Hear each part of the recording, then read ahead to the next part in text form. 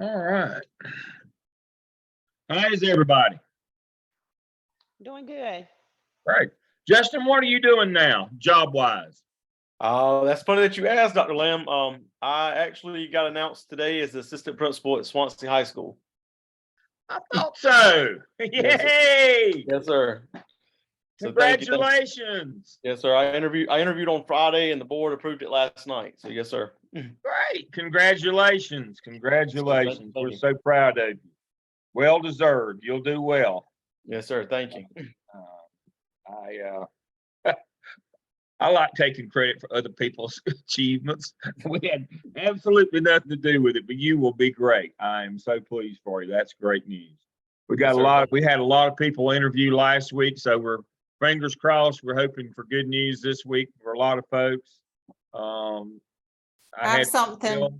Sorry. No, go right ahead.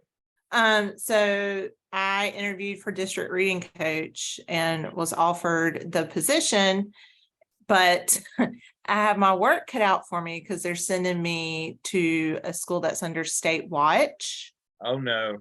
Yeah, but I'm really excited because the principal's new. This was her first year, and she's hired all new in like education leadership. So like new reading coach, new math coach, new CRT, new totally. Well, congratulations. But I'm excited. So that's going well. Now,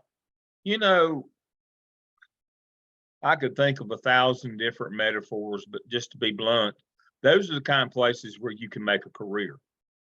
One of the problems that, and people talk about, and I tell folks all the time, you come to interviewing sessions with me and we do more extensive ones is, you're going to go to a bad place. And they're like, well, I don't want, look, you can go to a good place and stand around for years, but if you go to a place that's not working out and you do a few simple things like the app sale where you do a data dive and just a few little simple things that you've learned in this program can make a world of difference. One of the things Dr. Robin Hamilton that works with us in 601, what she talks about is you don't have to do the big stuff that changes, just do the little things, the things that you should be doing. And you can really make a difference in the school and you can make a career. But, too many times when you go to the elite schools that are already performing, you kind of get lost in the shuffle. Nobody knows who you are. You have to wait 10 years as an AP till somebody leaves or for whatever reason. And so, I've always looked at it as those difficult schools that aren't performing it, especially if they've got new leadership and they're taking steps. A lot of times you can get more help and assistance in them than you can other places.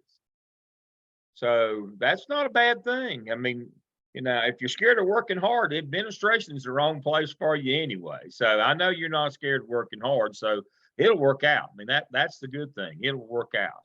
Yeah, I'm super excited. The principal, she's known for them like moving her from schools to kind of turn over. And apparently there's like a lot of bids for me in my interview and which felt good. But she told me, she was like, if you want to go into administration, she said, if you work underneath me, she said, I will get you in that door. And she said, and if you have this school tied to you in a positive way, she was like, you'll never be without a job. So I'm feeling really confident in this decision because I'm leaving the perfect elementary school. I know, but you'll be at that perfect place 15 years from now. And if that's what you're content with, but none of you got in this program because you were content. Surely you didn't just do this on a whim, decide to pay this kind of money and put through this kind of pain that we're putting you through just for the fun of it. You mean all of you came because you wanted to do something else. You felt like you had a vision or a platform or that you had something that you could do and share with others and make things better for students and staff members. So yeah, you can go to them places where you can take your feet off the pedal and coast. They don't even make bicycles like that anymore, do they? That's how old I am. But you could take your feet off and coast, but you look up and all of a sudden you've got 10 years in, then you look and you got 20, and then all of a sudden you look, you got 25, and it's too late then. you know, I've got a couple of folks I was talking about. I had 12 of my 14 interviewed in Gaston County a couple of weeks ago. And fingers crossed for all of them. I think they're going to hire 8 of them. But one of them, and I'm not making an analogy, certainly not to you, Jessica, but one of them has been at one of those places. Yes, sir. She's been at one of those, you know, take your feet off and coach, great scores, walk in the front door every day, that kind of place. And she's, you know, and I told her, I said, I love you, Marcia. I do. I love you. You're my favorite of, you know, I tell them all they're my favorite. I tell you, you're my favorite, but you got to get out of here. You're never going to, you know, it's never going to happen being here. You can't make a name for yourself here. And Marcia says she's going to venture out. Now, full disclosure, Marcia has been in the same physical classroom for 25 years. Jesus. In the same room, not just the same school. She's been in the same room for 25. Marcia is, you know, she's not a spring chicken anymore, but her youngest kids are going off to college this fall. She says she's ready. And she realizes that she can't stay where she is, that she'll never get an opportunity there. They don't need help there. You know, that's the kind of place you just show up sober and clean clothes, and you know, and it happens. It's kind of like where my wife taught for 15 years. She was curriculum instruction specialist, and you know, she did curriculum in the summertime. She was 12 months, but she taught during the year at the IB school. The 240 smartest kids out of 140,000 kids, they had the 240 smartest kids. Their glasses was so thick they couldn't let them in sunlight. They'd burn paper up. I mean, this bunch, I'm telling you what. And I used to tease her all the time that, you know, the most important person in her organization there at the IB school was the custodian. Because if he could get the door open every morning, the scores were just going to walk right in. Now, you know, and that's the thing about those kinds of places. We need them. We love them. We're not, but can't make a career. You know, you really can't get a career kickstarted out of a place like that. Just can't. Because it's just too formulaic. It just happens whether you're there or not. And so, you know, it's those tough places, those trial and tribulation kind of places that make you and break you. And for those of you who just joined us, welcome, Dr. Griffin Jordan. Jessica's got a new job, and Justin has got announced last night as a new AP at Swansea.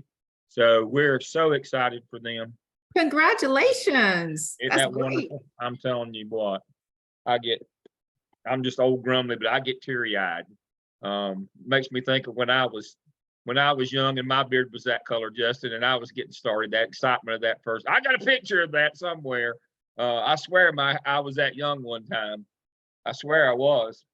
I actually was cleaning out the attic, and that's why I had to shave my goatee. I got insulation in my goatee. I had to shave. I found a picture. About Justin's age. I did. I found a picture.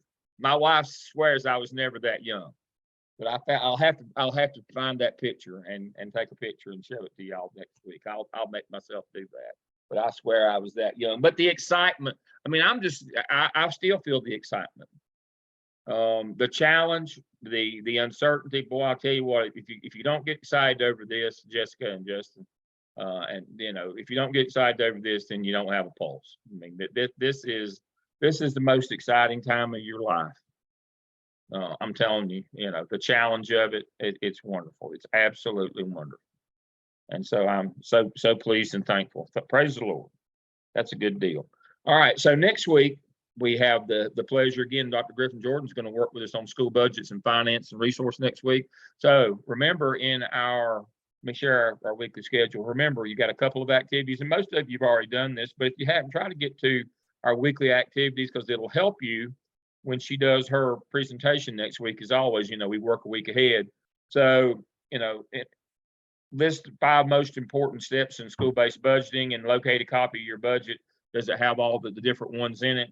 Now, the first question, discussion board 13, is kind of a trick question. What we're really asking your principal is, do you have a plan? but we can't ask them that directly because that might make them mad. We don't want to poke the bear. So we ask them what the 5 most important steps in their budgeting process is. And if you get a lot of hemming and hawing, they can't tell you what that means. They don't have a process. They just, whoever yells the loudest, or they just divide it all up equally. And we know that's not really budgeting. That you need to, as Dr. Griffin Jordan has already told you, you need to involve your stakeholders, needs to go through your school improvement plan. That way you have some support when you say, I need to give this group this much and this group over here doesn't get as much. That's what we're talking about. But regardless of what the 5 steps are, it doesn't really matter. What we're interested in, do you have a plan? Do you have 5 steps?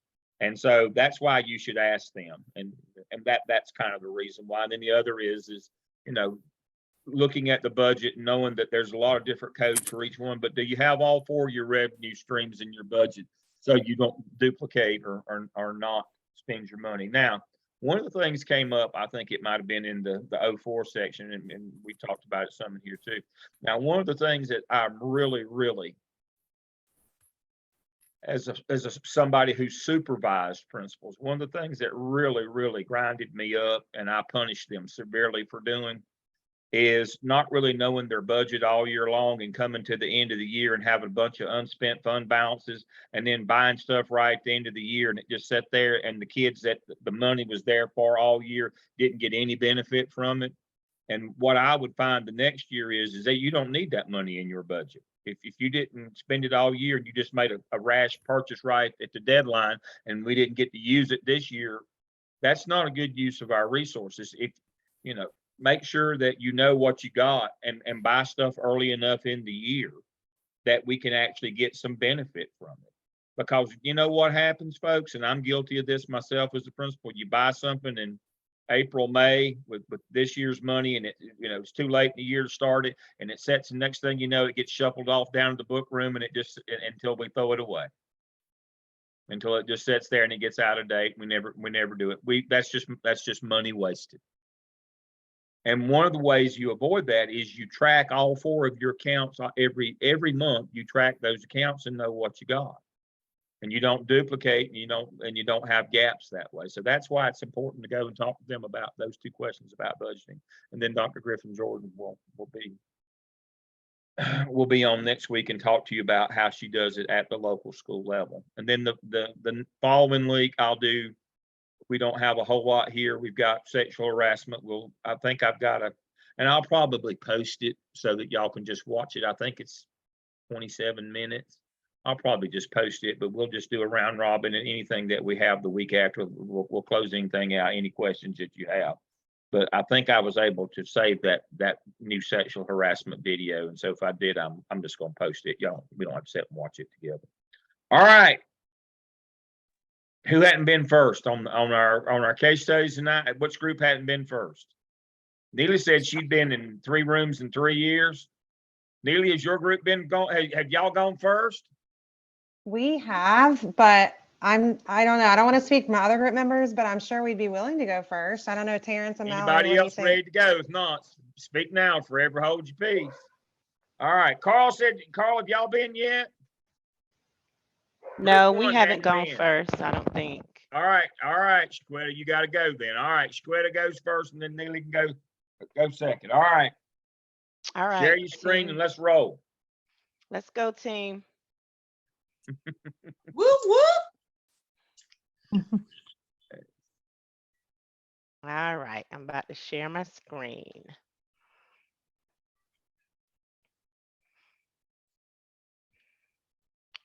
All right, here we go. We're getting ready to go into the last case study of the semester. So we're excited. Case study number 4. It's a good one.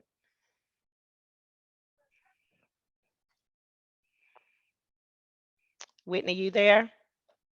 We can't see it. We can't see Yes, it. I can't see it though. Okay, let me see what's going on.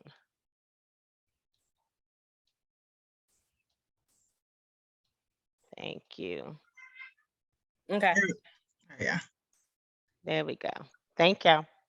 All right. So to begin the case study today, we started off with the overview of the case.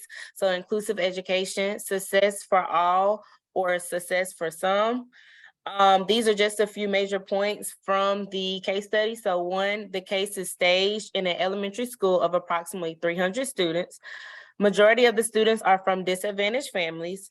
The school is filled with very dedicated parents that hold a special interest in their students' education. One group of parents were concerned that a teacher spent too much time with special needs students and required their students to facilitate instruction. The principal supports inclusion, so she talked to the teacher in question and had her technical coordinator speak to various teachers across the school. The principal ultimately decided to talk with all teachers that were approached with the situation to ease the tension. And we wanted to include there that full inclusion is an integral part of the mission of the school, because that was stated in the case study. All right, so we're going to get into the questions. How might the principal approach this and future meetings with her teachers? Well, the parent association is going by really what the children were saying. We know that sometimes students' perspectives of what's happening in the classroom is not what's really going on. So therefore, the principal, and she could include the other administrators and the specialists, she should conduct informal walkthroughs or observations for herself. The team can get together to compare notes, have discussions, address any concerns if needed with the team, and then she should have taken at least a week to gather data before meeting with Sylvia. The administrators and the specialists can analyze the academic data to compare classroom scores of room 3A and 3B. And then this will drive the conversations centered around instructional practices in the classroom. If the data shows that the students are mastering or progressing towards mastery of the concepts, then I would ask Sylvia to share her strategies with other teachers. Or if not, then the principal can use the data to as a leadway into the meeting with Sylvia. Eugenia, she needs to clarify her own vision or mission and the philosophy of the school. What does she believe full inclusion or full and total inclusion look like in the classrooms? She could have had to like given a belief survey to the teachers to understand their viewpoints versus having the TC guide to ask them. Therefore causing tension, as it stated, surrounding the topic. There needs to be a formal way of addressing issues pertaining to the school system and practices. Oh, wait, there is. It's called school improvement team meetings. So use the school improvement team meetings to address the school systems and practices. So, what is the path that she should take? I kind of hit on some points in the previous slide, but also provide training on instructional models such as co-teaching or parallel teaching. Explain the laws with the teachers. Talk about MTSS, using the data evaluation guidelines to inform instruction. What enrichment programs or practices are in place for our AIG students or students mastering the standards versus having them to just assist students that are struggling. Ensure that there are licensed practitioners to address the needs of all students. Regular education teachers should be provided with special education training if there are no EC inclusion teachers in the school. Display the environment awareness, leadership competency, become aware and remain informed of external and internal issues with potential impacts of school practices. And then lastly, facilitate self-reflective PLCs, allowing teachers to develop strategies that lead to more responsive teaching practices. Carl? Yeah, so question number 3. Is one point of view more correct than the other? In our discussion, what we pretty much came up with was no matter what the interpretation is of how education should happen, it doesn't hold up in the court of law. So, I mean, everybody could have had their interpretation of what kind of should have happened in the classroom, but that's not gonna hold up in the court of law. So, couple of points here, even though like it's a lot of information to unpack with this, we agreed that all students should have a right to a sound education. That's the law, okay? And what should have been the driving force of all of the conversation was the student's IEP. Right here, the IEP is what tells us how to create a least restrictive environment for the child. And that's what we're trying to do. So like it would tell us the different supports that the children need. So like such as like what accommodations, what modifications, and how to even differentiate instruction. So I felt like it was I mean, when we get on point of view, everybody has one, but then like let the IEP be kind of like the driving force, and then interpretation of what is the law.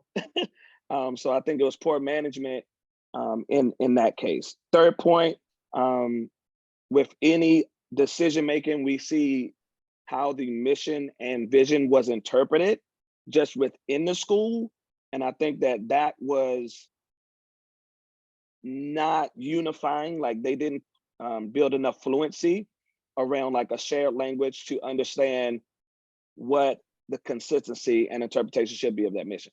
And then we put down there at the end that the law intends that the degree of inclusion be driven by students' need as determined by the IEP team, not by, I can't see that right there, the district's convenience or the parents' wishes. Which leads to the next slide. This question, what kind of collaboration from families should be proposed to improve the inclusive educational progress? This is my bread and butter right here. This is like what I actually work in, even at Lincoln Charter. One of the things is just making sure that all parties have built enough fluency to know what the mission and vision of the school is and the shared vision. So like when it comes to the communications with parents and all stakeholders about it, their instructional approaches and services for the school. So I really felt like the people didn't know what services were even offered. Like teachers didn't even, Miss Sylvia, she didn't really know how to use her support team. Meeting the families where they are. The case study mentioned that these families, 60% of them were of lower socioeconomical status. And it did not fail to mention that these families had little formal education. So taking these parents on the journey with the support staff and making it more inclusive, just in different things that they could have done in just even in that classroom, like being more inviting with parents. Right here, I put cultural humility, because sometimes we have a tendency that when we're talking about such language as diversity, we tend to kind of like put everybody in the same boat of oppression. But cultural humility teaches us that each child has a different story. So we want to make sure that we can be inclusive with our language to provide more equitable practices for families and understanding their needs, being intentional about where students, what their wants are, what their needs are, and what they are passionate about. So like get more parents involved. That next one is get more parents involved and students as partners in the decision-making process. So that keeps the communication flow there. Review policies on teacher communication, teacher-parent communication. I feel like this is a part in education where a lot of the balls are dropped because a lot of teachers don't like to communicate with parents. So I think that not just this school, but every school can do a better job at working on their policies with teacher communication with their parents. Make sure they revisit the mission statement. One of the things that we had to do was understanding the demographics of our school as it was growing with our Hispanic population. One of the suggestions here is make the mission statement universal. We found out that 20% of our families that were Hispanic didn't feel like they were welcome in our school. So one of the things that we did to make it more inclusive was make sure all of our branding and all of our marketing tools were in different language. So if we want people to buy into the mission, which was that's what they kept referring to, make it more universal. And then make sure that the purpose of everything that we have is student-led, student-centered, so we can understand their ideas, their passion, and interests. That was a lot to unpack, but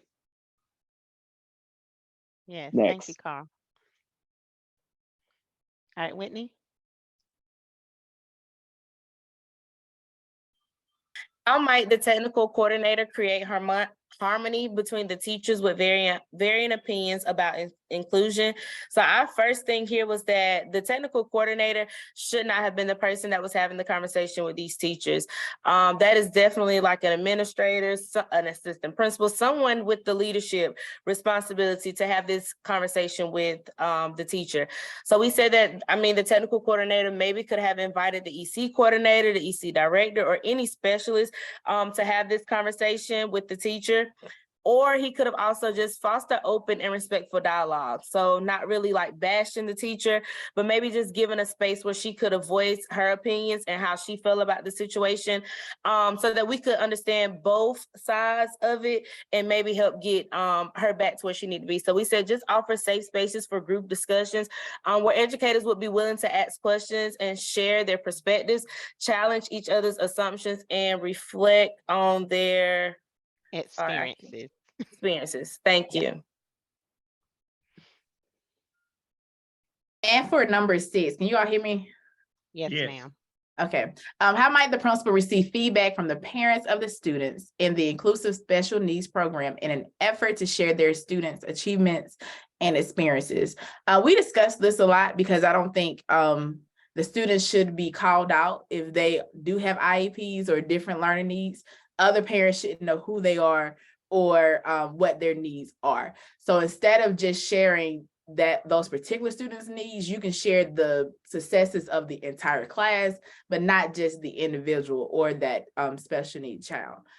Here we said that they can have town halls or open forums to explain the services provided throughout the school and how the class is run.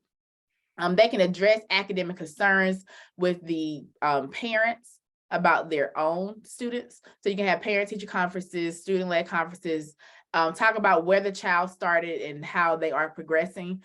If there is an issue and the child isn't progressing as the parents were concerned with, you can have meetings and maybe get them on a tier 2 or tier 3 and get them some extra help as well. But you can only talk to a child based on their own, you can only talk to a parent about their own child per FERPA. They can know about their kids, they can change change the data if they have to, but they cannot talk about another student. We also said we can have parent nights where we can engage in curriculum and grade level expectations so they know more about what's going on in the classroom. And of course, utilize the SCIP. We just completed the SCIP. And we talked about how this goes into that community piece where we need to be talking to the PTA. When this parent brought this up, the person who they brought it up to, the president should say, oh, well, at our school, part of the mission is that we are inclusive. So they are fulfilling the mission and the vision of the school, and this is what we're about. So let's, just make sure we have that communication so parents know what to expect in the classrooms. Thank you, Brittany. Sandy? The 4 ethical paradigms. Paradigms establish standards of behavior and promote decision making. During our 4 case studies that we've had, the paradigms have actually been one of my favorite parts that I enjoyed during the case studies because they help us to view complex dilemmas and problem solve. We are able to take leaders and decision making outside themselves and think more broadly in order to understand the view of others.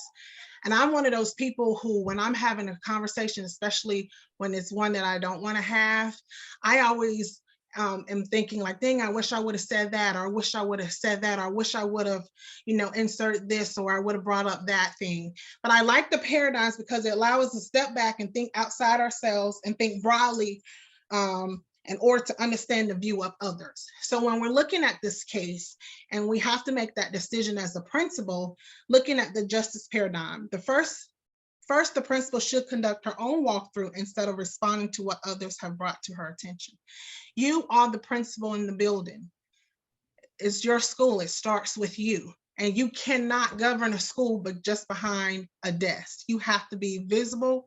You have to be engaged. You have to be seen. You have to be a part of what's going on. As the principal, you have to know what's going on in your school. It starts with you. And so that's very important to do, and not just sitting, we sit in your office, and you got to be making sure that you're out and you're visible and you know what's going on. When we think about the care paradigm, in this case, the care looks like that all students have a right to a sound-based education. That's it.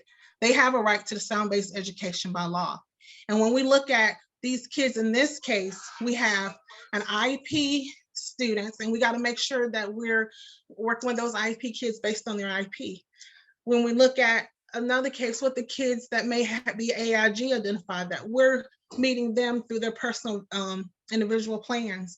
And then when we think about even kids, the regular ed kids, are we making sure that we are meeting the basic education rights, and that we're looking at all students in this case in the care, and making sure that our teachers are getting supported and what that support looks like for all teachers. When we think about criteria, when we think criteria, is responsible for keeping educators sensitive to inequalities and differences that occur in the school community. And this concern is that meeting those students, like we said, all those students, and meeting those needs, those different students. It's not a problem that the parents have the right to advocate for their students. And we have to make sure that we're making sure as principals in our buildings that we're meeting those students, and we're looking at that, and we're supporting, again, our teachers and what that support looks like for those teachers. Is it that they need instructional coach? Is it that they need more training? Is it that we need to add co-teaching to support them? And then we think about the profession. With the profession as principals that govern the behavior of people in the group, we have to hear by the law. That's our job. And in this case, parents should not know which students have special needs. And as educators, we got to make sure that we're singing the same tune with one voice and one sound. And so no matter what classroom it is, that vision and mission is for every classroom and every student, no matter where you go in that building. And that should be echoed through professional development. It should be echoed through training. It should be echoed day one. It should be echoed at the end of the school year. We are here for children, and no matter where you are, who you are, you can have TNIs, you can be purple, you can be green, you can have special needs, you can be single parent home. In this school, all students will have the rights to sound-based education. Somebody hire that girl. That girl was over. Yeah. All right. Thank y'all. All right. Good job, Sandy. All right. So here's the problem.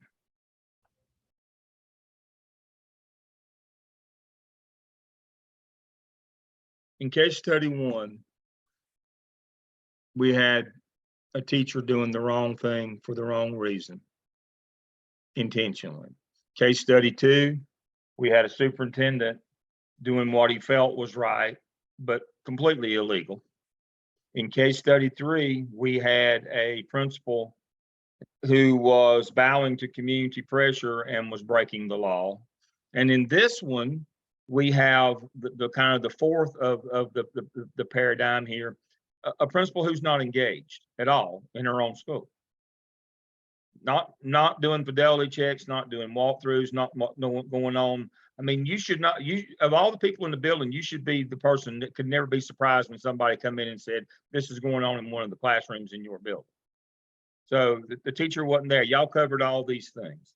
You see how this case progressed and touched every part of what we've covered in this course this semester. You're exactly right. This is a perfect case for the skip. We ought to be having curriculum nights. We need to be our master schedule. We should be scheduling those AIG kids and those EC kids, making sure they're first. Remember, those federal programs come first. Think about this for a moment. what is the probability that all the EC kids and all the AIG kids ended up in the same room by chance? They didn't. We know that the plan is we'll use them to teach them. Now, the AIG kids their individual plans were not being met, as Sandy said, and the EC kids weren't getting their. So we're completely violating all federal laws. But it goes back to that master schedule. Remember, it all starts with that master schedule. We intentionally, illegally scheduled this school, basically, intentionally to make it easy on the adults. Now, everybody else in the building is happy that this teacher is doing this because that means they don't have to have any of those kids in their room. That's exactly what goes on. It all starts with that master schedule. That master schedule has got to be the personification, or has got to be the shining light of what our vision and mission for our school is. It must be exemplified through our master schedule. And then everything emanates from there. It supports our school improvement plan. It and the budget support our plan of our instruction, what we're going to do in our school for kids and for families to make it better. But you've hit all the notes. But don't forget that very important piece. It started with A, the principal wasn't out doing her job, and B, the master schedule was not done properly, legally, and that's how we got into this situation. She scheduled by teacher input rather than, which is 5 on the list, rather than federal, which is first. This is what happens in school when you do teacher input first and federal law last. This is what you get. This is the poster child for scheduling a school backwards. This is what you get. And you get parents ready to come in and burn the place down, as they should. And then the federal folks will be there right behind them to finish off whatever's left when they get done. When the parents get done with you, the feds are going to come in and get you next. And you're going to be lucky that you don't, that all you do is lose your job in a situation like this. You may lose a whole lot more than your job. We talk about this is about your house. This is a classic example of not scheduling a school legally and properly. This is what you get. Excellent job. I couldn't be more pleased. Absolutely, absolutely great. Wonderful job. Dr. Griffin Jordan, I'll let you chime in. Agreed. Wonderful. Excellent job. I took just a couple of little notes. It was mentioned mission and vision. Everyone should know the mission and the vision. Everyone should be practicing and be working toward that vision. Everyone. And it should be supported by the school improvement team. That is your that's your backing is, yeah.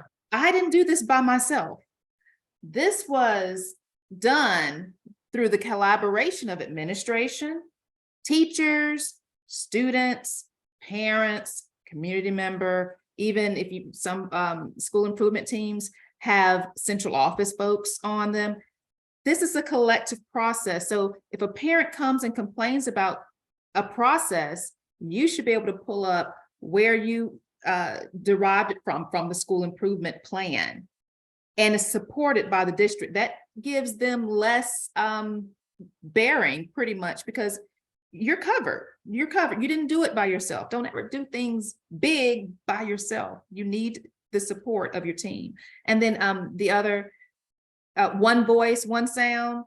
If you can get your staff to sing the same song, the battle is won, because they're going to practice that and they're going to teach that. But you have to do, as a principal, you have to put things in place through your PD, through your training. That needs to happen at the beginning, your staff retreat at the beginning of the year. That has to be put in place and driven in. And there has to be accountability. You can't just say it.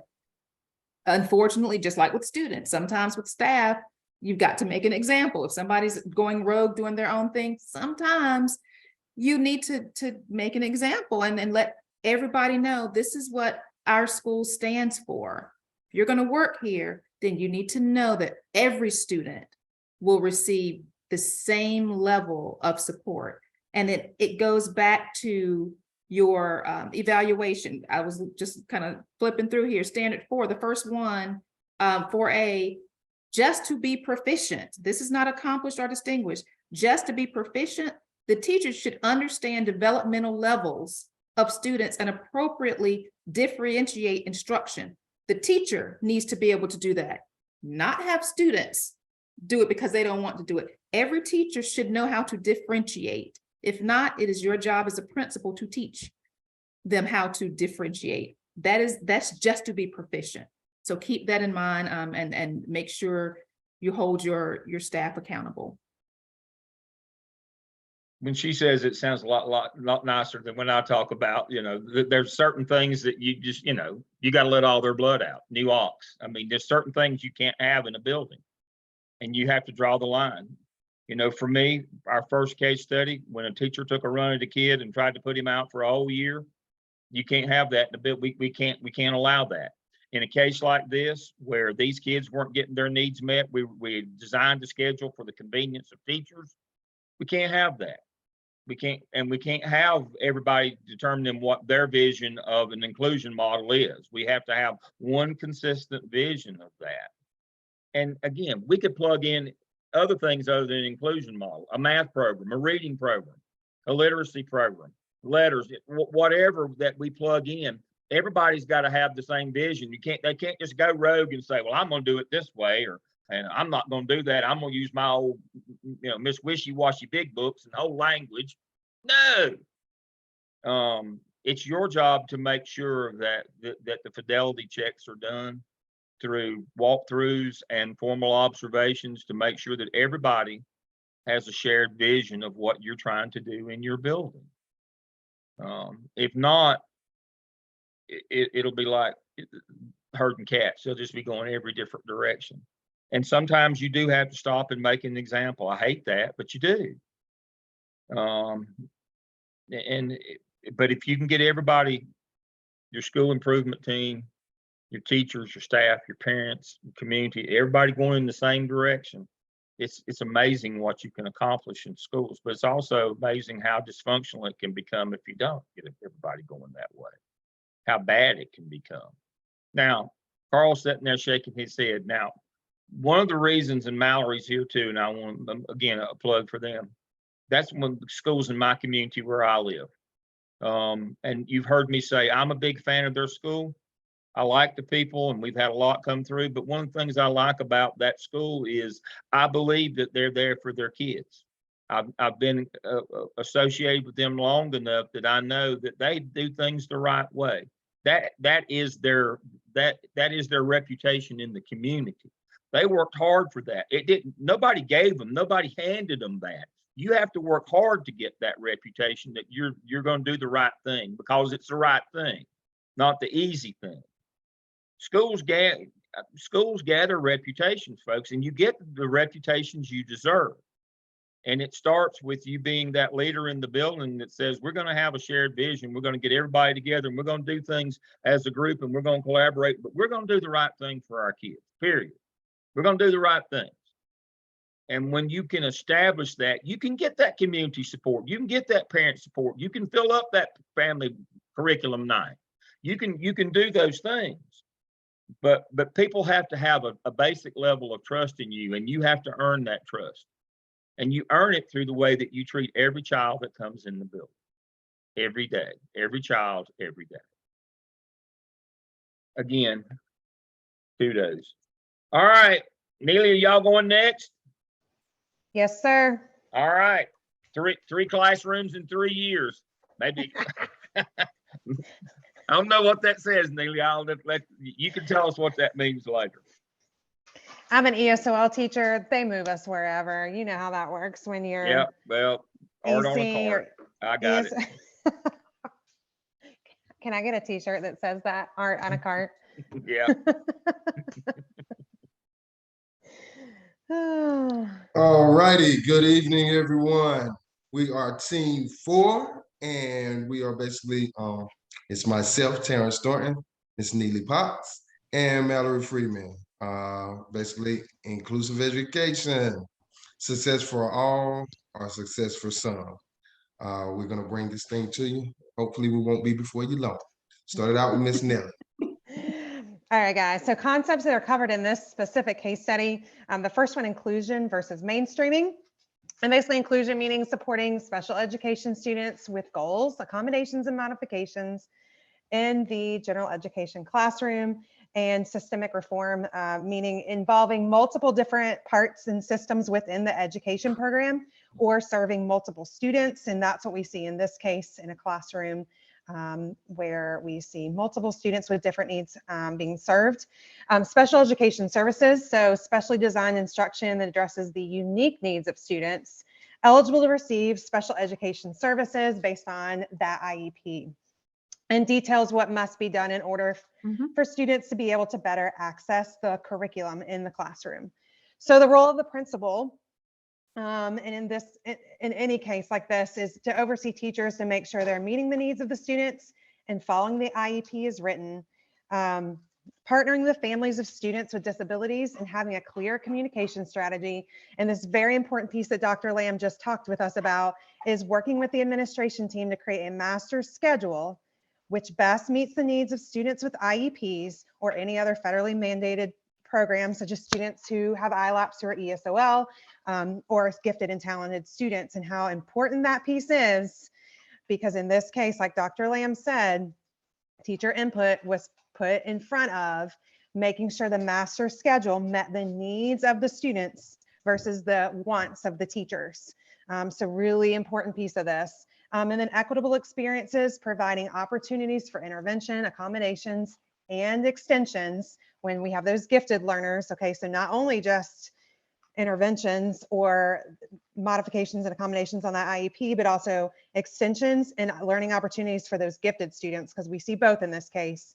Differentiation on all levels, not just special needs, and making sure students are accessing the curriculum in a way that works for them, meets their needs, their individual needs, based on any plan that they may have. All right, let me ask a question here. If we know, this is to Neely's point here, if we know that the EC kids are not having their needs met, we didn't schedule for them. We didn't schedule for the AG kids. We schedule for teacher convenience. What's the probability that the average kid's having his needs met either? That would be 0. That's a great point, Neely. Absolutely great point. Hit that one on the head. That's a home run right there.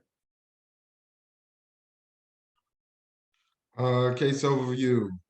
We basically said this case deals with the issue of how teacher deliver inclusive education and parents not believing that it's the right method for their children. This school had 300 students, 60% economically disadvantaged, 28 teachers, 2 administrators, and 3 specialists. So this wasn't a big school at all. It was quite a small school. So you would think at a small school, everyone should be on the same level. But we can see that this is not the case. Great point, Terrence. That's the whole notion here. If there was 3,000 students, we could kind of understand if there were a few gaps here or there. There's no excuse in a school of 300. Y'all could all rode the same bus to school. There's no excuse for not being on the same page in a school of 300. That's the beauty of this case study. But that's a great point. I'm glad you picked that out. There's no excuse here. When you start getting multiples of that 300, it gets more difficult. It's still doable, but at 300, it's absolutely ridiculous that you didn't do it with 300 with a staff this small. You're right. Basically, the case overview, a meeting was requested with the principal by a group of parents. Parents want to discuss concerns that a teacher from the school was disregarding the needs of students without disabilities. Principal is surprised. She thinks inclusion is a huge part of their mission. Principal consults with technical coordinator. He then goes and starts talking to teachers about their approach, which is definitely wrong. Principal confronts 3rd grade teacher and explains students with disabilities work with her. Non-disabled students are sent off to work alone in workbooks, and top off the top students, how often they help the low students. So they're in there kind of doing her job. And that was when the teacher she took offense and was against the principal for that. The fourth grade teacher says that the specialist should just deal with the students with disabilities. It's not a regular ed concern, which is wrong, because if the students with disabilities not getting met, just like Dr. Lamb said, if they're not getting their needs, you know the regular ed is not getting their needs. Exactly. No one's getting their needs. You just got you got a bunch of chaos here. That's what you have, a whole bunch of chaos. And then second grade teacher says it's all about everyone's growth. Parents should trust us and stay out of it. So come on, man. Come on. You know you don't want to get the stakeholders started up. If you get the stakeholders started up, like you said, the feds are coming. That's right. They're in the next car coming down the driveway because the parents has done called them. That's exactly right. Exactly. So it's my turn with ethical paradigms, as we usually discuss in every one of our case studies. And the first team so eloquently explained, it makes us step back and go beyond just kind of what the rules say, but also how we should govern ourselves as leaders. So in the paradigm of care, it covers loyalty, trust, and empowerment. And in this case, we felt like the admin team, not just the principal, put everyone's trust in jeopardy by not having clear lines of communication open with parents about how inclusion works.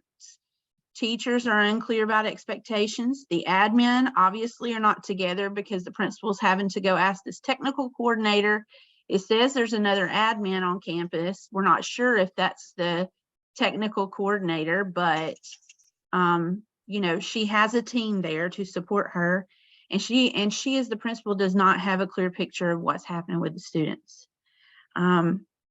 She has teachers who want to do the right thing for kids, because you can hear it in how they explain what they're doing for the kids.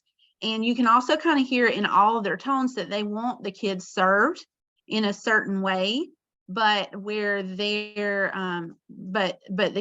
also in teachers, the paradigm of care in that is that they're not quite at the point of that's part of my job and that's part of me doing that differentiation, and the principal needs to be present. The principal needs to set clear expectations and support professional development. In the paradigm of justice, laws, rights, and which covers laws, rights, and policy, what does the law say? The principal should make sure that all the students are getting what they need academically, and that covers the issue of IEP demands, as well as a common vision, a common mission, and policy of differentiation within their school. So this includes materials, curriculum, EC service being delivered properly on each student's individual level, and the services for students who qualify for that. Everyone involved should be aware of inclusion framework and what a child's IEP requires. One thing that we talked about, and I'll probably mention it again, and I even talked to Carl about it, and we all agreed that her framework is lacking. Like, no one knows what inclusion looks like in that school, and they don't have a common vision for what it happens. And that, I hate it when people say this, but it comes from the top. So she has a set of leadership who could have used different assessments, different observations, walkthroughs, and things like that to kind of help set that benchmark for where her school was and create a framework that says, hey, we want to go from here. And it also, we'll talk about it later, but in the case study, I read it like 4 times. This principal is a previous teacher for the same school. So the fact that she has no idea what this inclusion framework means should have really been one of her first action steps when she became the leader of the school. So the next step, the next paradigm is profession, and that, again, part of the educational leadership. She should have used a code of ethics that keeps the students at the center of the decision. Like Terrence explained, everybody's got their opinion, but honestly, it sounds like a day in the life of talking to any teacher you know that's like, that's just not going to work for me. And so it's important to remember that these students have to be served the way they need to be served, especially if they have a legal document explaining a detailed description of how they should be served. Again, she should have established framework for inclusion classes and provided PDs on what that might look like. And then the biggest thing that I feel like includes the parent component is that she's got to have communications in place so that all parties understood how learning happened at school. In the paradigm of critique, that has to do with power, privilege, and social justice. And there is it's pretty serious. This is kind of like overstating it, but there's an abuse of power when you're in a leadership position and you don't know what's going on and you're relying on everybody else just to be able to speak for that. Like I said, everybody has different titles, so we weren't really clear what a technical coordinator was, but later in the questions, it kind of alluded to the fact that he was in charge of curriculum and assessment, but she needed to use her platform to be able to say, this is how we're doing it, because she's the one meeting with these parents.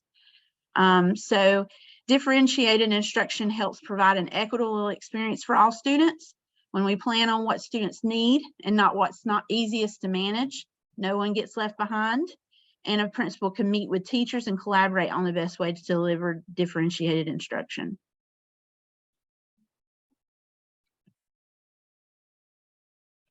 All right, so we had a couple reflection questions here. And the first one, how might the principal approach this in future meetings with our teachers? Is it necessary to choose one approach over the other?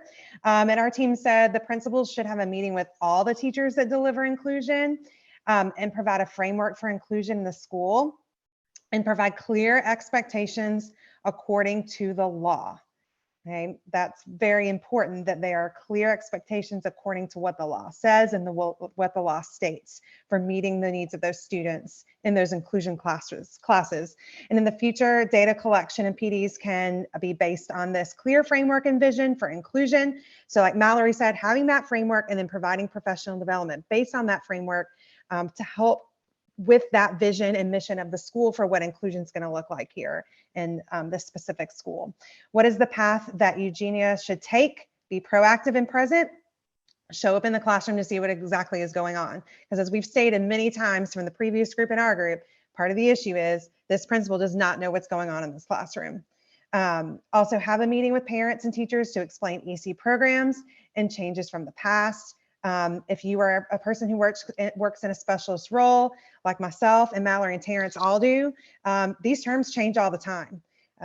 I know specifically for ESOL students in South Carolina, they're now multilingual learners. It's changed all 3 years I've been an ESOL teacher, and I know that's the same in special services in that department. Things change a lot, terminology changes a lot. So making sure parents and teachers understand that terminology and use the admin specialist team to support teachers as they grow and improve instruction. And then that third question here, is one point of view more correct than the other and why? And our team said all sides have valid points in this case. Most importantly, follow the IEP for each child. It's a legal document and how they are taught depends on their service times and LRE. And that all parents are concerned about their students getting educational needs met. Like we said in this case, all students involved right now, in this case, their needs are not being met. So one of the most important things we can do is communicate proof of that. And I wanted to say something really quick, just to tag on to what Neely said as far as just IEPs and how important they are, because I am an intervention specialist. So my job as an intervention specialist for grades K through 12, because I'm at a charter school, I spend 4 to 6 weeks. Then sometimes it turns into 18-ish weeks. And then sometimes it turns into almost the whole year of doing interventions based on how a student is learning or not learning. And those interventions, even though my documents aren't necessarily legally binding, everything I do as an interventionist feeds into when I sit in an IEP meeting and say, we've done this, this, this, this, this, because if they have a learning disability, we have to prove that we've done a certain amount of interventions on a kid. So when I give them the things that I have tried, and also if I leave out anything I haven't tried, those things don't go on that child's IEP. So I have a huge responsibility to try as much as I need to meet the needs of that student so that that can go into that legally binding document, and it makes the teacher have to do the thing that I found is most helpful and supportive for the student. And so that, I wish I could tell these people in Chile, like that's why it's so important to follow that IEP, not just because it's the big scary law, but people have put time into these IEPs.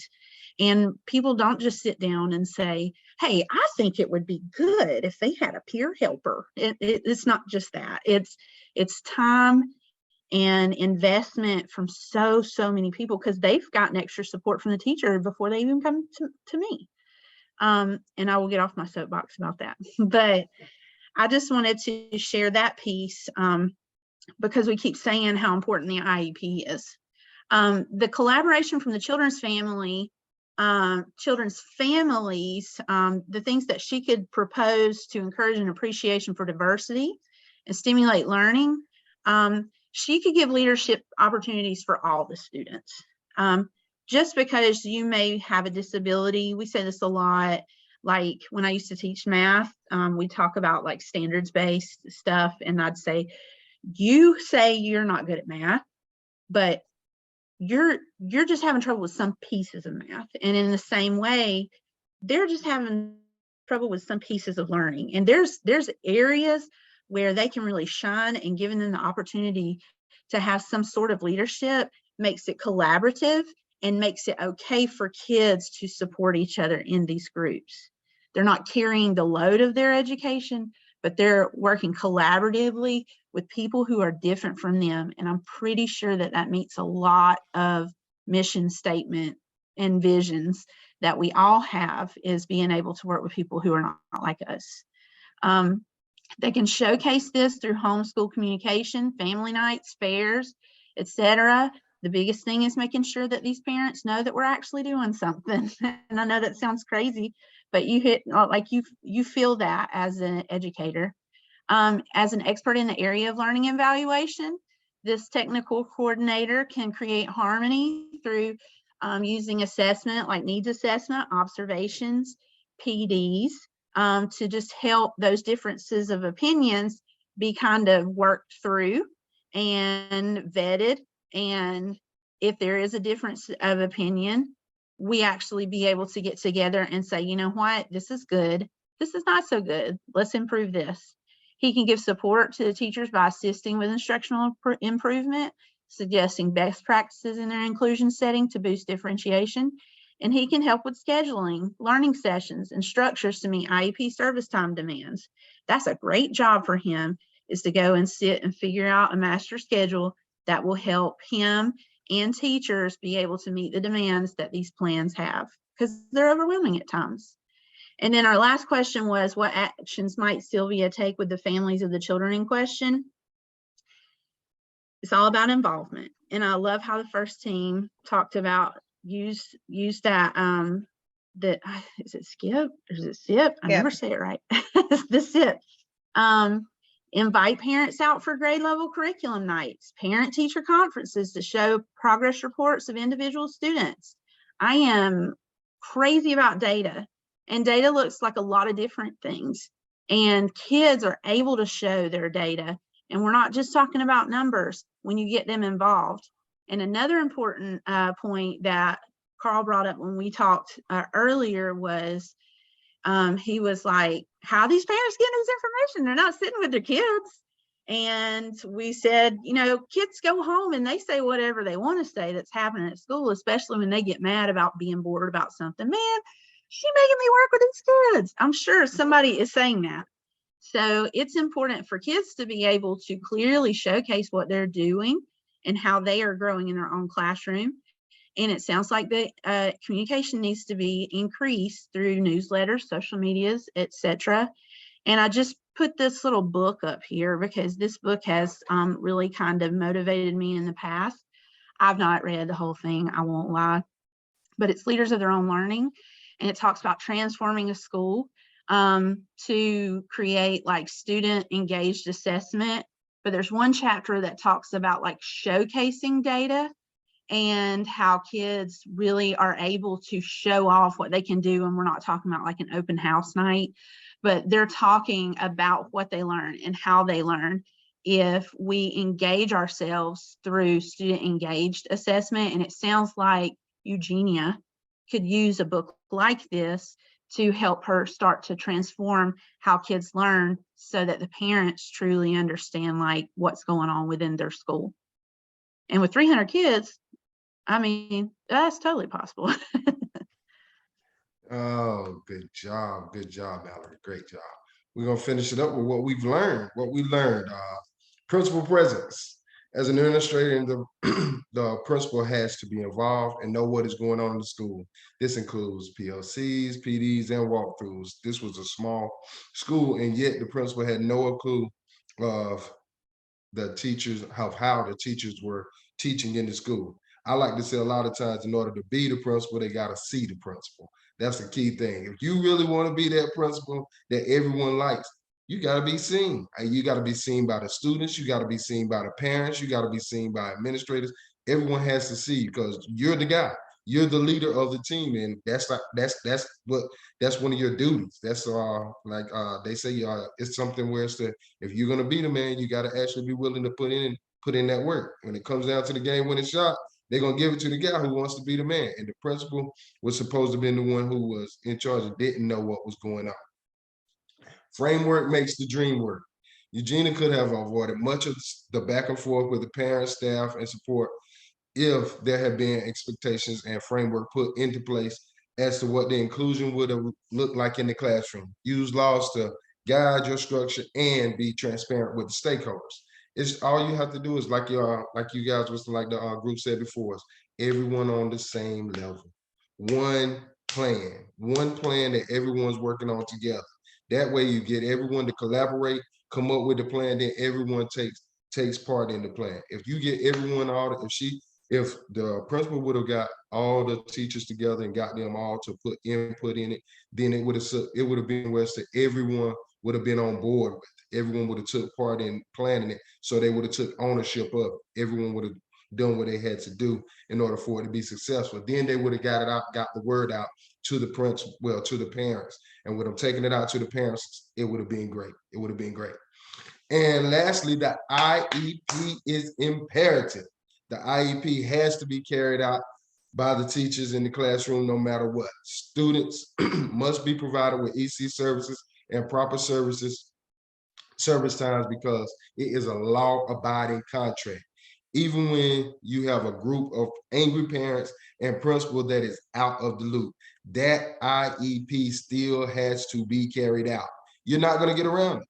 You're not going to get around it at all. That IEP is legal. And when you go in that courtroom, because one of these parents got mad, you go in that courtroom and you're trying to explain, oh, well, they were mad, so I did it my way and I did it. If you do not stick to the script of that IEP and they can prove that you did not stick to it, then it's going to be an issue. You're going to lose. You're going down. You're going down. Thanks so much for listening to us, guys. We try to make it enjoyable. On to the next group. Excellent job. Wonderful. I have a thought. I don't have many, so indulge me here. Let's just use round numbers. Let's say that this school, because it was small, only had 25 regular ed teachers. If we surveyed those 25 teachers, probably close to 25 of them, if you ask them, is it important, or is it our responsibility as a school that every kid here learn? They'd all say yes, or pretty much Probably close to all of them would say yes. But then if you ask them the question, should you be the person responsible to make sure that those kids with the IEP or the PEPs or the plans that should you be responsible to make sure they learn? I bet it would be closer to the other end of the scale. See, therein lies our problem. That's kind of the crux of our problem right there. Is it's always somebody else's problem or somebody else's responsibility. The principal has to get everybody to understand that vision, but to get them to share. I think Dr. Griffin Jordan said to me that everybody's got to buy in, and you may have to make an example out of the ones who don't. So in normal times, most teachers will say, yeah, every kid deserves a shot, every kid deserves an equal opportunity, a basic education, all that, but just not me. I'm not the one that would have to do it. Therein lies the rub. I had a teacher. I was an elementary principal. I had a teacher who'd been teaching for 37 years. And that didn't count the time that she'd been out having her kids. And so she was an elderly person, to say the least. And one day I noticed the lights were swinging in my office in the old, elementary building, Motel 6 design. Every window, every door faced out to a breezeway. And I come running out to see what was going on. There's a little playground at the end, and she had a kindergarten group, and they were using the electrical cables on the side of the building to climb up on the roof of the building. And this is what she said to me: somebody ought to get control of these kids. And I said, it's you, Miss Perkins. That would be you. That's who we hired to do that. She fully believed that Miss Perkins believed that kids ought to behave, but that ought not be her responsibility. That she bore no responsibility in keeping these kids from climbing electrical cables and getting up on the roof of my office and jumping up and down like little imps, and the dust and the lights falling down in my office. Absolutely a true story. But remembering, we were on the cusp of accountability. She had taught her whole career where you just taught, but whatever you did, and there was no accountability on if kids learned, fine. If they didn't, fine. I'm old enough that when I started as a principal, we did not have state testing. We were on the cusp of it, but we had the California Achievement Test that everybody took nationwide. You just looked at it and said, okay. We didn't do anything with it. There was no accountability to kids. We weren't held accountable for anything. And teachers, that just wasn't part of the ethic. Yeah, these kids need to learn to behave and learn something, but you can't expect me to do that, do you? Unfortunately, when it comes to exceptional children and kids with IEPs and special needs and those intervention kids that Mallory was talking about, everybody agrees that they ought to have an opportunity to learn and get an education, just not me. I shouldn't be the one who has to do that. And as Terrence pointed out, everybody's got to be in this together. Everybody's got to, you got to get your staff to buy in that every child in the building is all of our responsibility. It can't just be the EC teacher or the interventionalist. Everybody's got to do their part. And we can't design a schedule for your convenience. We have to design one that covers those federal programs first, because they're going to come and barbecue us if we don't follow the law. They're going to get us. It's going to be bad news for us. And Neely's exactly right. As a teacher in a federal program, Neely knows exactly what I'm talking about. Everybody thinks that those kids ought to have a shot, but just don't make me be involved in it. And school is a collaborative business, and we have to bring everybody to the table and get buy-in from everybody. I know those are overused terms, but folks, you can't do it. You can't expect your EC teacher to do it, or your ESOL teacher, or your interventionalist to fix all of your federal problems. Your federal program problems. What we generally refer to as special pops. We can't just say, well, we got a person that does that. Oh no, everybody's got to do that. I mean, we have to truly look at the school as a community and every member of it. And if we don't, I'm telling you, if you don't misspend federal money, but one time, and then somebody else gets the opportunity. All right, next group. Excellent, by the way. Dr. Griffin Jordan, you have anything you'd like to add? Excellent. I tell you what, y'all been learning so much from Dr. Griffin Jordan. I'm really impressed. y'all are impressing me tonight. This is Yeah, they're amazing. Just it's coming out tonight. to wrap up everything was what Terrence said. Pretty much the way I feel too, the IEP that's a legal document. If you want to be sued, don't follow that IEP. That's a quick way to get you in a courtroom. Yes. And he said, stick to the script. Whatever that IEP says, you've got to follow it. If it needs to be amended, you have to have the official meeting and document it and have the parents there and your LEA represent it, and you have to amend it. If it's not amended, stick to the script. Excellent. All right, next group. I guess I'll go. I'm group 3. Yep. Okay. So it's just me tonight. Yep. So y'all bear with me. I have a video presentation on behalf of Kelly. Hopefully I can get it to work with the sound. Okay. Here we go. All right, let me close this. All right, let me know if y'all can hear. Nope. No, Okay, hold on. you guys, yeah.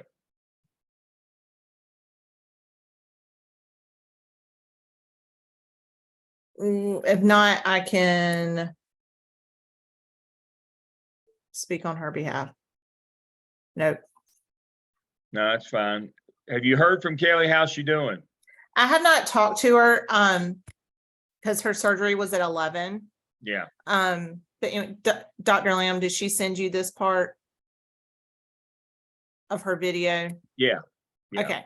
So, So what you can just go over it. For those of you who don't know, our Okay. classmate Kelly, what she ruptured her Achilles. yeah. Ooh. Yep.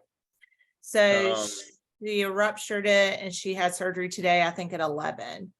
So So prayers, if you talk to her, prayers, and I'll try to remember to send her an email follow up. yes. But prayers for her. She's not not holding her end up. She had more important things today. So Yeah. we pray for her and a quick Yeah. recovery. Yeah, she was very, when she knew she was having surgery, she reached out to me. So we worked on this. So I'll just briefly go through it. So we're just going to start off with reflection because we've read this case study and heard it Right. inside and out. How might the principal approach this in future meetings? She should observe both classrooms on a regular basis to compare the student data, engagement, and lessons, the presentation of the lessons. I think that was her biggest downfall, is she acted like she had no clue what was going on, and a principal should be aware of all the instruction and everything going on in a classroom. She should ensure that the standards are being met and presented for all students, keyword all students, and she should reach out to the EC specialist and consult for best practices. It seems like no one really knew what the best practices were for that. And there seemed to be confusion of the definition of inclusion. So they need to make sure she knows the definition of inclusion to be discussed, and clear expectations to be set for all teachers across the school, which could be through grade level planning, PLCs, professional development, and et cetera. It kind of seems like no one really knew, like we were talking about, that's not my problem, but it kind of is, and it's more of the principal's problem. So it sounds like she needs to reacquaint herself or familiarize herself with what it means of inclusion or mainstream and how her student needs are being met. What should she do? She needs to conduct walkthroughs and gain a better understanding what is happening in the classroom, not just relying off of what other teachers or staff members are saying, especially the parents and the students, because we all know students don't always tell the truth. But then sometimes they can be a little too honest. But I do think that she needs to hear, or not hear, hear both sides of the story, but she needs to be present in that. And of course, she needs to focus on the best interest of the students. I think that's the biggest takeaway of this is students come first along with the law, and you got to put that first. And the decision does not need to be made to appease the parents or teachers. I personally work in a school where unfortunately a lot of times decisions are made to appease the parents, and I see the downfall of that. But she needs to do what's best for the kids, which is following the law, making sure all their needs are met. She needs to take time to educate the parents on special ed programs and what it entails. Some parents just don't know, and that's not their fault if they've never had a special needs kid or a kid in special ed. They just don't know, and so they need to be educated. I always say, what you don't know, you don't know. So I think that's important. And then Kelly and I talked about classroom demographics need to be spread out more equally. I found it very alarming as an elementary school teacher to see that maybe she had all the special needs kids in one room and the other teachers seemed not to have that. So I feel like, I know when we are making classes, we try to balance everything out so the burden doesn't come all on one teacher. And then also, again, a professional development on inclusion versus mainstream. What does that look like? I know in our school district, we have a professional development at the beginning of every year of special ed, ESOL.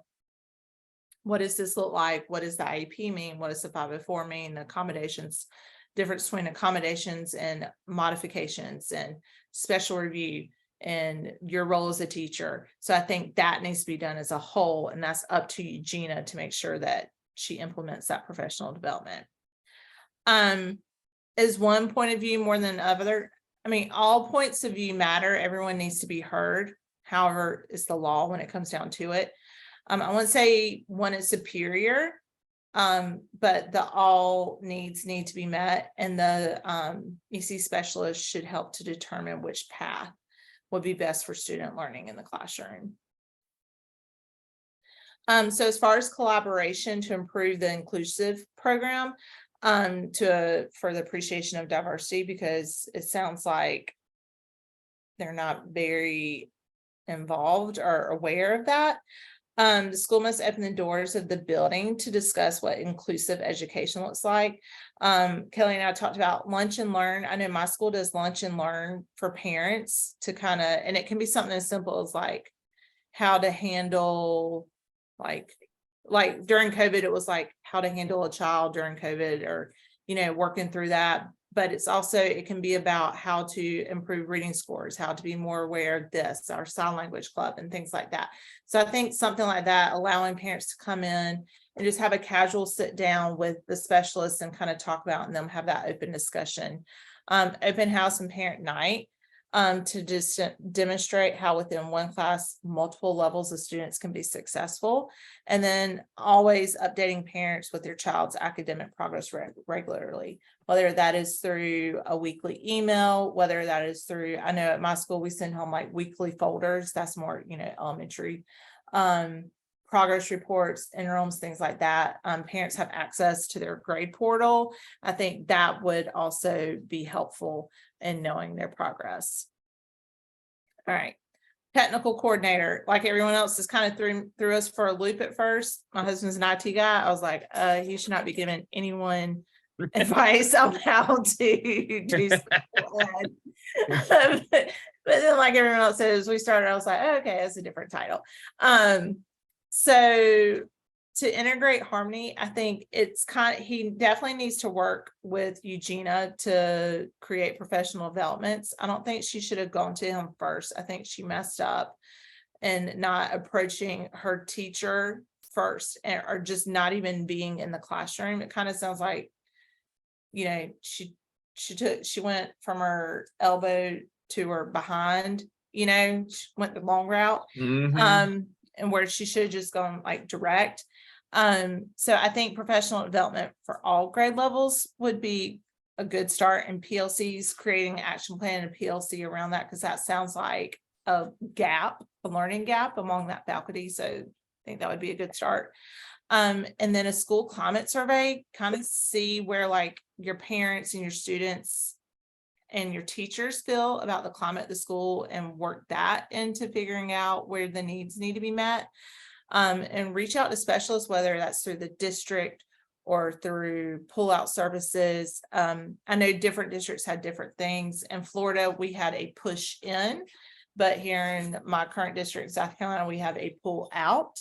But if it's ESOL, sometimes they push in. So figuring out what that schedule, making sure those minutes are met. And of course, like we talked about, their IEP and 504, because that's what should have come first, is making sure, and it shouldn't be just on the teacher making sure that's met. That should be on the specialist end. And then as far as what could Sylvia, the teacher, do?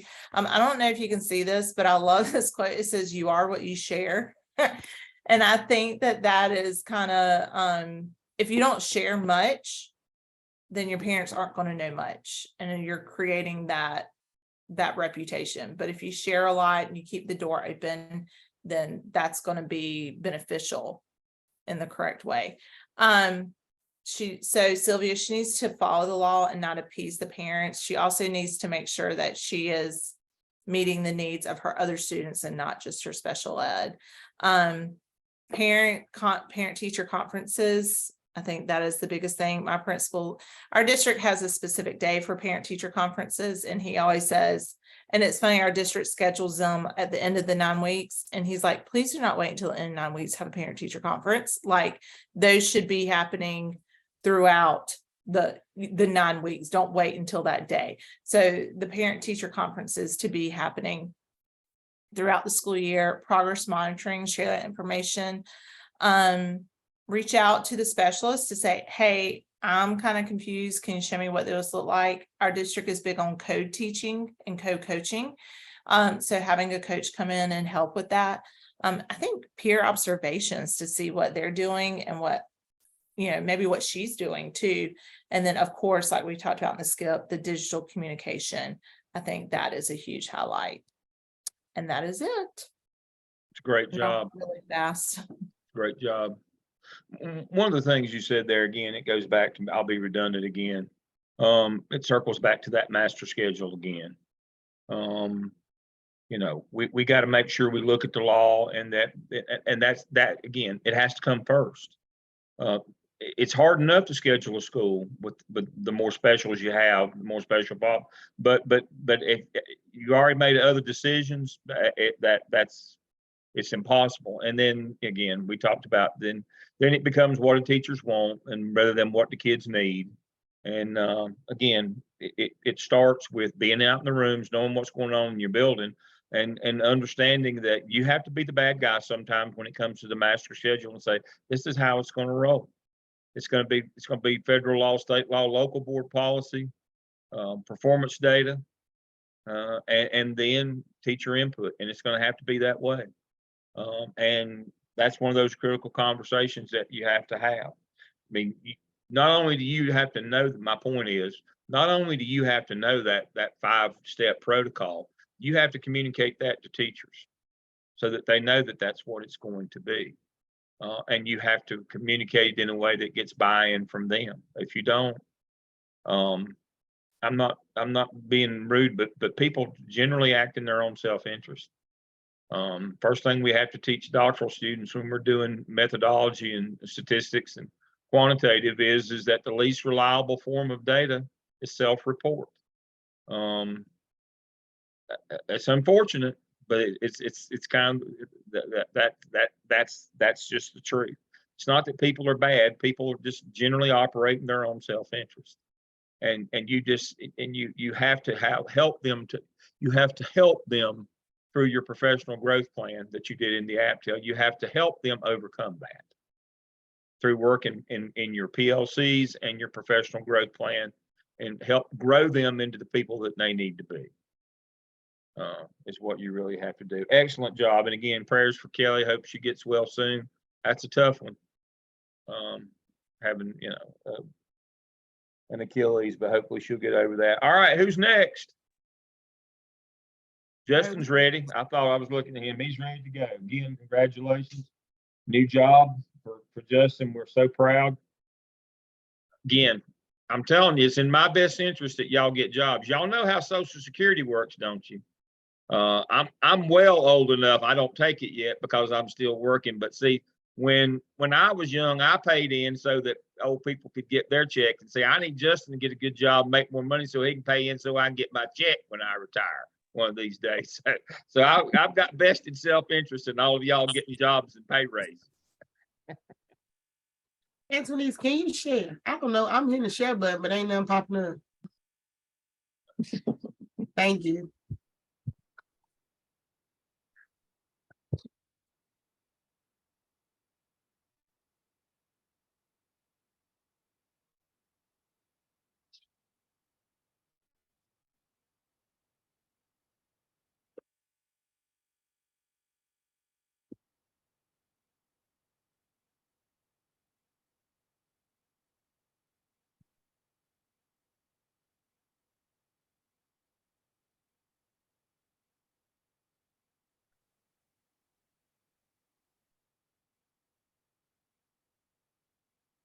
All right.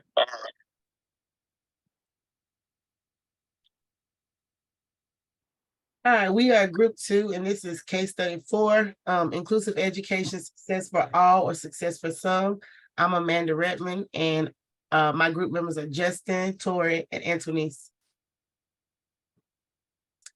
So everybody has done the overview, so I put it kind of in a chart just to kind of look at the key players. Of course, we all know that this is an elementary school, it's in a rural village in Chile. It has 300 students. Each of the people, Humberto was the parent who came to talk to the principal about the concerns that the parents had, and feeling like there was a lack of attention, instructional support being given to students who didn't have a special need. Eugenia was the principal. She met with him, heard his concerns, and then tasked the technical coordinator with investigating how the other teachers were meeting the total inclusion of all students as outlined by their school mission. And then she called a meeting with Sylvia for the next day. Sylvia was the teacher that they were talking about. When she met with Eugenia, she became irritated and kind of confused about the complaint. She stated that she provided additional support to disadvantaged students while ensuring that all students were provided with specific instruction-based tasks, and that she used collaboration as a tool to provide opportunities for the kids to help each other as authentic ways of showing what they had learned. And then Ishmael was the technical coordinator. He spoke with the other teachers, and he identified 2 points of view that most teachers felt that in order to improve learning, all curriculum had to be covered and that all students must demonstrate mastery. And the other point was that the learning process of EC kids should be overseen by the EC specialist / teacher and not the regular ed teacher. So for question 1, how might the principal approach this in future meetings with her teachers? Is it necessary to choose one approach over the other? We discussed that in the future, that she ensured that she is performing ongoing walkthroughs, evaluations to ensure that she is knowledgeable about her teacher's performance and not just relying on the feedback from others. Visibility decreases many of the issues that often arise instructionally. I know as a teacher, when you know that you're gonna see your principal or your AP or whoever, even the coach, you know, you're more on it and you're more intentional about making sure that you're doing what you're supposed to be doing. She needs to familiarize herself with the difference between mainstream and inclusion and what that should look like within the classroom. Have a meeting with all teachers to discuss how they are differentiating instruction to meet the needs of all students within the classroom. This includes having them share out what strategies, approaches they're utilizing. This could have occurred during a PLC, as there's also an opportunity where data is being discussed and could be used to guide the conversation so that teachers such as Sylvia do not feel like they're under attack or that their teaching methods or experience are being looked down upon. She should ensure that when she meets with teachers about a concern from a parent, she has first investigated the concern herself and obtained documentation to support the concern before essentially accusing the teacher of wrongdoing. And so, is it necessary to choose one approach over the other? As the leader, it is necessary to choose the approach that best positively impacts the situation, ensures that the mission and expectations of the school are being upheld by all. What is the path that Eugenia should take? Consistently and frequently completing walkthroughs and evaluations, Communicate to all stakeholders what inclusion model is and how it can and should look within the classroom. Ensure that at the start of each school year, the EC teacher has the opportunity to explain their role, the services they provide to EC students, and how they're utilized within the school. Make sure that general education teachers are aware of their role and responsibility as it pertains to all students, including EC students. Work to provide teachers with ongoing professional development on differentiation of instruction and small group instruction so that teachers are knowledgeable about how to ensure that all students are getting their learning needs met within the general classroom. Follow up with parents via town hall meeting or parent night to educate them on the inclusion model and how and why it works within the school. And then also encourage parents to reach out to the teacher with student concerns first to give the teacher an opportunity to explain the processes and instructional practices within their classroom, because the teacher works directly with the student and can speak to their learning goals and needs. Although in this case, I don't know if the parents had talked to that teacher first, they might have been even more mad. Yeah, I agree 1,000%. That's a good Yeah. call. That's a great call. Yeah, that would have poured gas on the fire. Yeah. Is one point of view more correct than the other, or why? Neither point of view has more validity than the other. Teaching the students takes varying approaches and strategies to ensure that all learners' needs are being met. However, the teacher must be knowledgeable of the content in which they teach and the instructional practices. And I would say that the teacher, the only one that I didn't agree with was the Sergio, who said that it was only the role of the specialist to support those students, and that it was not the role of the teacher. Yeah, he said the quiet part out loud. That's exactly right. Yeah, that would be the only one that I feel she really needed to address a little bit more than some of the other ones. Good catch.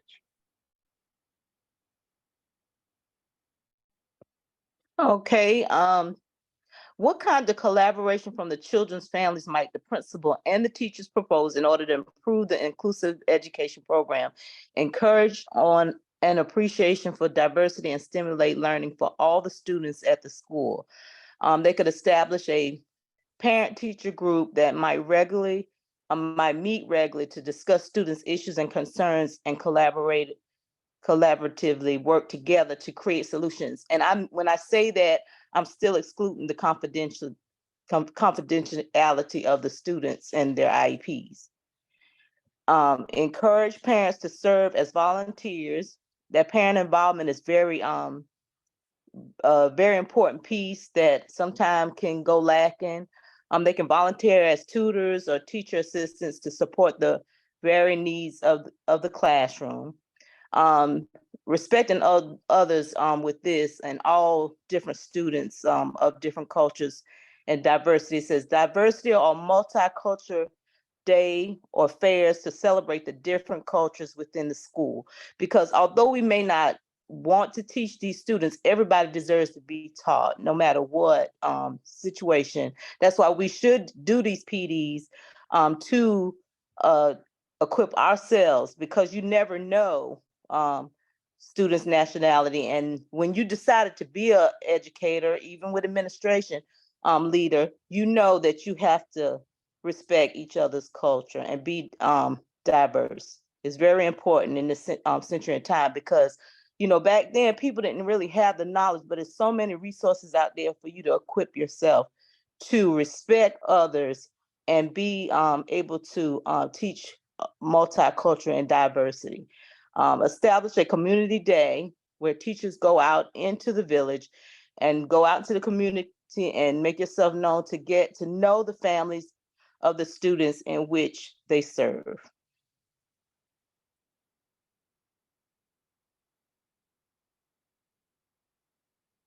Gotta make sure I unmute myself.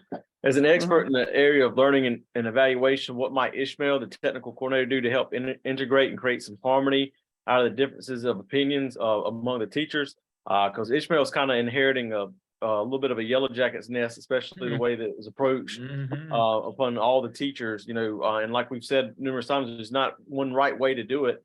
I even think about my time in the classroom. I had 2 unified athletic classes in my PE, which were special ed self-contained students with our general ed population. You know, even though that class is designed to have, you know, what we call partners and athletes were our Special Olympic athletes, you still had to give our general ed students the correct physical education that they deserve in a PE classroom as well. So, you know, it's one of those things where it helps, you know, there's definitely benefits from both sides of it. But we talked about it as the technical coordinator, that they need to make sure that they're ensuring that the PLCs are data driven, that teachers have the opportunity to plan.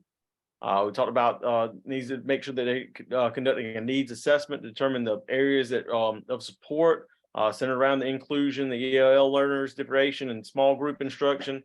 You know, making sure that you are working all of assets of that instruction in, assist with providing professional development to support areas of need determined by those needs assessments.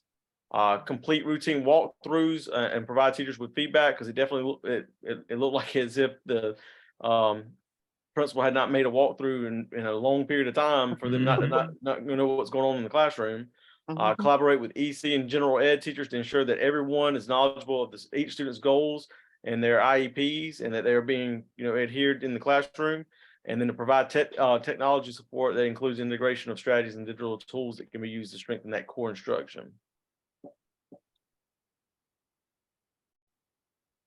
All right, what actions might Sylvia take with the families of the children in question in order to learn and share the achievement and experiences that they have observed among the children? Work with the parent association to create family nights centered around parent ideas and suggestions. Highlight or spotlight the accomplishments of students via social media, school and/or district website, classroom and school-based newsletters. Having quarterly award ceremonies. Quarterly or monthly parent curriculum nights focus on how the strategies taught in the classroom can be used to support students at home, especially since I think parents feel like their kids weren't getting something specific to them. So being able to have a night where they can actually show what they're learning would help give them some more insight into what was going on in the classroom. Ensure the student work is visible within the classroom and the school. Hold student parent conferences to goal set and discuss academic progress. Ensure that teachers are contacting parents regularly to discuss student strengths and areas of growth, and have teachers maintain communication log to document these encounters.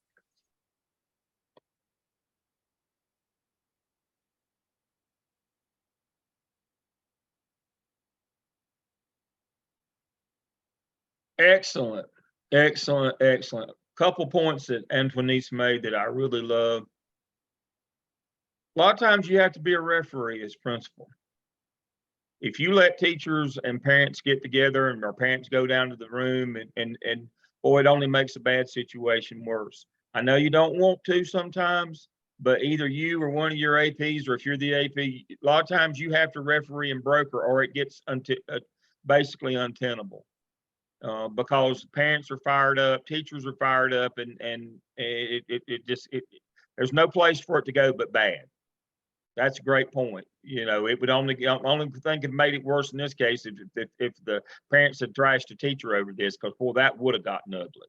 So that's one of them whippings you got to take in school administration sometime. But trust me, it prevents a bigger whipping down the road. I'd rather take mine up front. So that's a great point. And the other is the person who said the quiet part out loud, and that's what I was referring to break the last one. A lot of teachers think that, yeah, these kids deserve what we ought to, you know, the best they can get, but it shouldn't be me. That should be somebody else. And you got to get buy-in from your entire faculty. And Justin is right. You can put different groups together and you can get some benefits. But, you know, let's put the shoe on the other foot for a moment here. Let's think about the AIG kids and their parents. This notion that, oh, you learn something best when you teach it, but remembering for those kids, what they're teaching the IEP kids is remedial for them. All they're doing is remediation all day. Now, y'all aren't old enough to remember, certainly aren't old enough to have gone to a comprehensive high school back in the day. I taught in a comprehensive high school. Now, what that meant is we offered everything to everybody. You know, we had 3 program tracks: vocational, general, you know, to go to the military and work, and then we had college prep. We had 3 separate and distinct tracks. And once you were in that track, you didn't get out. So that's what a comprehensive high school, it was very much track. Bluebirds, robins, and buzzards. Now, I was unique in that I taught the very brightest kids that we had and not the very brightest kids that we had, and not much in between. And from my own personal experience and having been married close to 40 years to an AIG IB curriculum specialist wife, I can tell you that you're malpracticing on the upper kids to have them teach the lower kids. It's just not good for them. I taught chemistry and physics to the best kids. I had to teach repeater biology because we had to rotate those around for the kids who were repeating. That was the lowest kids that we had. And I can tell you that you're not serving anybody by having your brightest kids try to teach your not brightest kids. That's just not a good model. If that would work, we wouldn't need teachers. Think about that one. I'll leave you with that one. Dr. Griffin Jordan, they've been so good tonight. They've done so great. I just can't believe how good it's been. I'll let you close this out tonight as usual. Great, as Dr. Lamb said, enjoy your evening. This has been very, I'm hoping that this has been very beneficial for you all. Lots of great information. Remember scheduling. You need to start with your special populations. I have a small school of 350. We have one EC teacher. We have one, there's one of everything when you're talking about special services. So if you don't start with them, you're going to have some students in classes that are not going to be served because that one person is not going to be able to get around, or 2 people can't get around to everybody. So they need to schedule. Please allow them to schedule first. And if you let teachers, and I've seen that, if you let teachers schedule based on what they want, then they're going to stop caring as much about your students, and they're going to start naturally starting to care about themselves. And pretty soon it's going to be, well, I want my schedule to look like this, and then I think I want this planning period, and then I don't want this student in my class because me and that person just doesn't get along.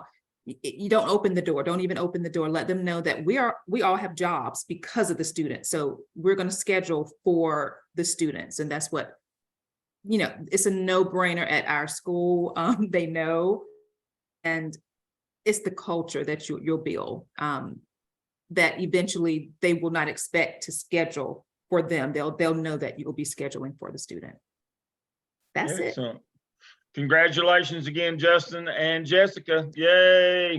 We'll see you next week. Everybody have a good week. Thank you. Good night. Good night.